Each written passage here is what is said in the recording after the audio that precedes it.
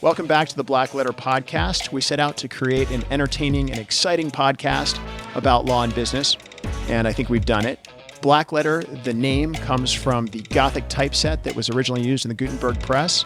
Over time, Blackletter became the only font that English law books were printed in. Everything else was printed in regular type.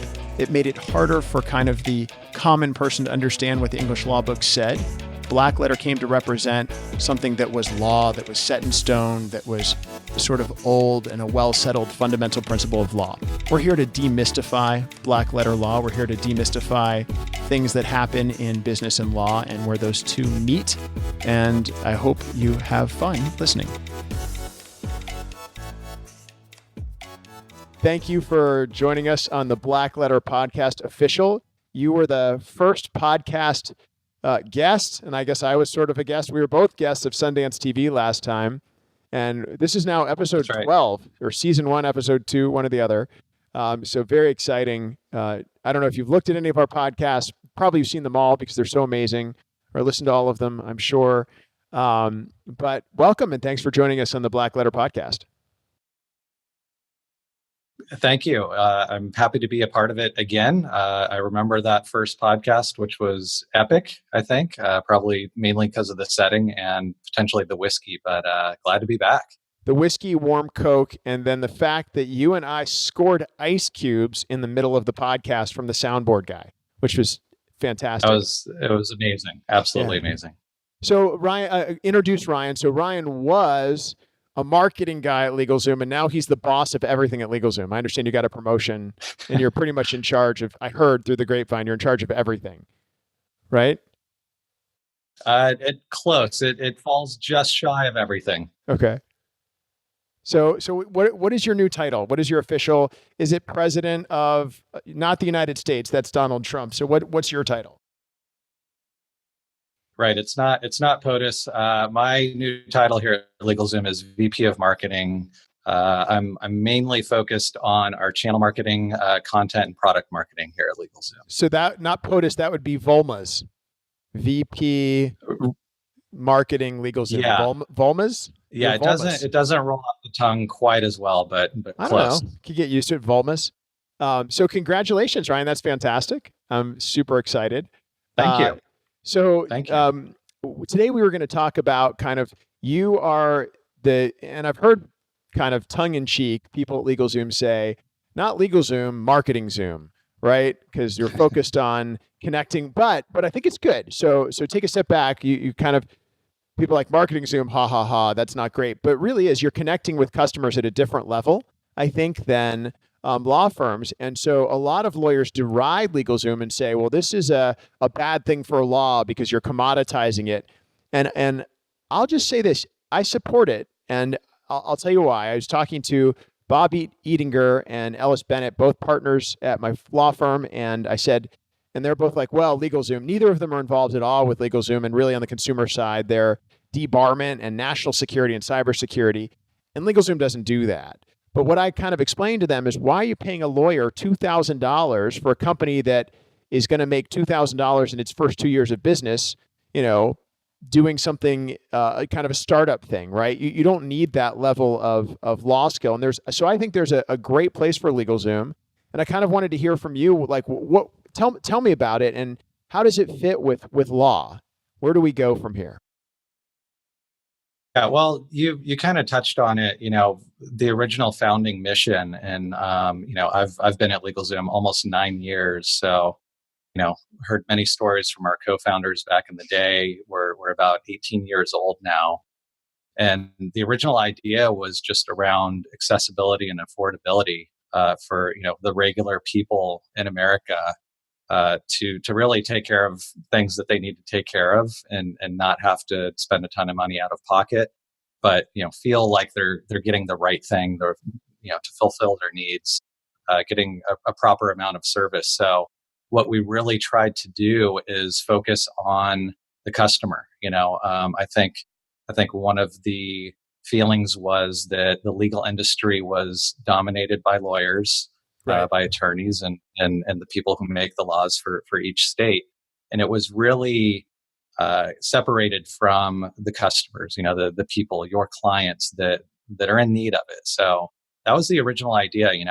We had gone through the tech boom, the .com boom, and technology was disrupting a lot of industries. And our original co-founders said, "Why not legal? We can do this." There were a couple recent graduates from UCLA Law School, Brian Liu and Brian Lee, and they really had a great idea to make this accessible to people, make law for everyday people, and kind of put the law in their own hands, which was one of our original taglines. Do you remember that?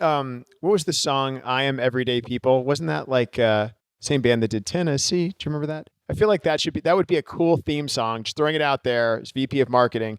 I am everyday people. Remember that? Maybe not. I do remember that. Yeah. Yeah. So think about it. You can use that. It's free. So LegalZoom, you're old enough to vote, but you're not old enough to drink. Is that about kind of where you see kind of the progress or the direction of the company? What's the direction? What's the next thing for LegalZoom as a company? We know LegalZoom does documents, and people can go there and kind of self-plan an estate. They can self-file a trademark or a provisional patent. They can I think in California, they can self-divorce. You can't divorce yourself, but they can divorce their spouses using some of LegalZoom's processes and products. What's the next big thing for you guys? Well, we're really focused on small business. That's a large percentage of our volume. We also do a lot of help with estate plans for people, wills and trusts. You mentioned intellectual property, something that you're very involved with. But really, a lot of people are starting their own businesses, and it speaks to the economy and just the state of employment in general. So what we're laser focused on is how we can help entrepreneurs, people looking to start their own businesses, not only, get set up, do the proper formation, make sure everything is all taken care of through the Secretary of State, which we help them a great deal with and have over the years. But the new focus is how can we help you run your business? There's a lot that goes on after the formation. The first three months of starting any business are critical. Getting established, getting everything set up the right way. Are you hiring employees? Do you need tax consultations? Do you need insurance? We're starting to focus and have been actually for a couple of years on, what are the other ancillary services? It might not have to do with legal or the law, but it's the stuff that I need to take care of when I'm running a business. How can we help people refer out services, be a brand that people can trust, get the right partnerships, fulfill a lot of those things ourselves, and really create a lot of value over the lifetime of a business and a business owner. Okay, so when you say ancillary services, so now you've kind of morphed. It's called LegalZoom, but you're now providing connection to or services for businesses, kind of business Zoom. I don't know if you guys have that trademark reserved yet. Maybe again another thing you should think about as your side brand. But so you talked about insurance. Is that business insurance? I guess is that business insurance? Yeah. Okay, and then the tax advice. How does that work? You guys actually provide tax, because a lot of lawyers, myself included, if you ask me a tax question, I get a little nervous. I don't generally give tax advice. So what do your customers do to get tax advice through LegalZoom? Well, we've actually had a partner, 1-800-accountant, that we've worked with for many years. And, as far as the mechanism goes to, refer our customers to them and vice versa, we're still working that out and trying to make the smoothest experience possible. But that's just an example of how we can refer a business owner or even, just someone looking to shore up their estate plan or work on their personal taxes. Gotcha. That's one of the ways that we can help them. Yeah. Now, if somebody comes to LegalZoom and their estate plan or their business needs exceed what you think they can self-perform, or you think they exceed kind of, and not that you think that, but they need more and they come to your brand for help. What does LegalZoom do? What's your path to success for those businesses? So, and that's been a big part of the evolution of LegalZoom as well. When we started 18 years ago, it was all about documents. That's what people knew us for, is just, oh yeah, that's the place you go. Do the easy to fill out documents. It's self-guided help. They'll help you file, and that's about it. But really, what you're talking about is legal advice. People do need specific advice to their situation. They need guidance that speaks directly to them. So what we've established over the years with law firms such as yours, we've maintained partnerships across all 50 states. We've built an attorney network that's made up of independent attorneys, and we refer our customers to those attorneys when they need some guidance. It could be in conjunction with the services that we've provided them, with their business formation or their will or trust, or it could be a number of other things. I mentioned all the other kind of ancillary things that come along with running a business. You can get advice for all those things, the legal hurdles that pop up day to day. So we've partnered with that independent attorney network to fulfill those needs. Okay. So what do you see then today? What is the biggest challenge for small businesses that LegalZoom sees? And is that a role? To me, it seems like their biggest challenge is, what do they really want to do? What is a good business decision, and where do they get capital from? Obviously, they have to fill that legal void, but those seem to be the biggest challenges. Is that something that LegalZoom is involved in, like helping them make decisions about their business generally, from a planning perspective? Because I see all the time just horrible business ideas, right? And so I guess the fear or concern would be, well, I'm going to make T-shirts in my basement with a big marijuana leaf, and my dream is that it'll make me millions of dollars. And I think there's a lot of, probably misconception amongst people in the small business community, or people who want to be in the small business community, that if you have a dream, you're going to be successful. What is your kind of thought as somebody who markets to those people? How do you temper that with, business decision process? And I know that's a hard question. Maybe it's an unfair question, but just curious if you have any kind of thoughts about that, because it's an interesting question to me. Yeah, no, I mean, you've hit on something that obviously isn't really a legal decision, or it's not considered legal advice. But I think it goes down the road of mentorship almost. Helping Right. people plan and providing guidance for their business. There's a lot of partners out there. We seek partnerships with people that will help you build a business model, a business plan, to go out and seek fundraising. I think great. you're speaking to some more kind of fundamental, problems of, am I headed in the right direction? Am I crazy? Is this just a good idea to me? Those things are, almost entrepreneur coaching, I guess you could call it. But Universal problems of it's mankind common. since time immemorial, right? Exactly, tackling the Right. problems of mankind. Yeah, Yeah. but Maybe you're right. put Those that on are LegalZoom. common. Yeah. Those are common problems that people have. So, that's part of what we're looking at. Beyond legal services, what can we offer people to create more value? And is it networking opportunities? Is it events where they can connect with other entrepreneurs and bounce ideas off each other? We're really looking at becoming kind of that point person, or account manager, if you will, a concierge that that people can come to, and if they do have questions like that, we have the right partners, we have the right answers and directions to send them in. Well, fantastic. Let's stop for a moment and hear from our supporters. Thank you to our sponsor today, Dunlap, Bennett & Ludwig. Dunlap, Bennett & Ludwig solves complex business problems with smart solutions, acting as advocates and advisors to their clients with diverse professional backgrounds, from MBAs to PhDs to bankers to military officers. Real-world experience for real-world problems.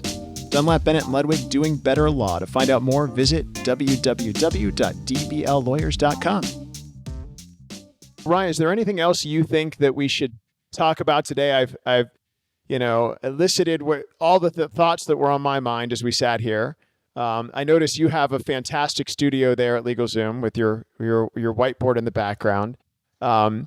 But I The feel like blank as the head, whiteboard, yeah.